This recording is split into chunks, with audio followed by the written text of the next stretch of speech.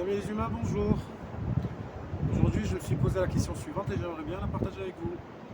La question est la suivante. Pourquoi on s'auto-sabote? Et d'après ma réflexion, on s'auto-sabote parce que durant l'enfance, on a vécu certainement un moment ou plusieurs situations difficiles, traumatisantes. Et à ce moment-là, on a décidé de ne plus jamais être vulnérable.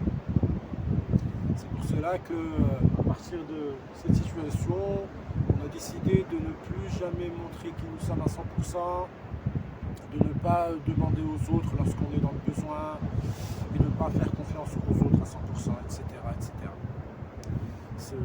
Cet outil de défense qui est développé naturellement par instinct de survie afin de permettre à l'enfant de regagner un peu de contrôle, de regagner un peu de puissance, n'est plus légitime à l'heure actuelle. C'est-à-dire qu'il nous poursuit, il conduit nos vies parce que nous avons certainement pris la décision de mettre en place cet outil défensif de manière inconsciente et donc du coup on ne l'a pas mis à la porte lorsqu'il cet outil c'était plus pertinent ou utile.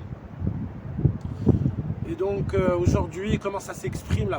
Quelle est la preuve que cette arme est toujours là et qu'elle nous freine et qu'elle nous est néfaste? C'est que dès que nous allons viser l'amour, l'expansion, la croissance, etc., nous allons y mettre fin de manière consciente ou inconsciente la plupart du temps parce que nous allons croire que nous sommes en danger et que nous allons probablement revivre ce moment-là ou cette situation-là, que nous avons fait l'ultime solennel serment que nous n'allons plus le revivre. Et donc du coup ça va s'exprimer par la procrastination, par une addiction ou plusieurs, par le perfectionnisme. On va éviter toute situation, toute nouvelle opportunité. Et cela, ce n'est pas de la protection, c'est tout simplement de la peur. Et nous avons exprimé d'où venait cette peur. Donc, la solution est la suivante.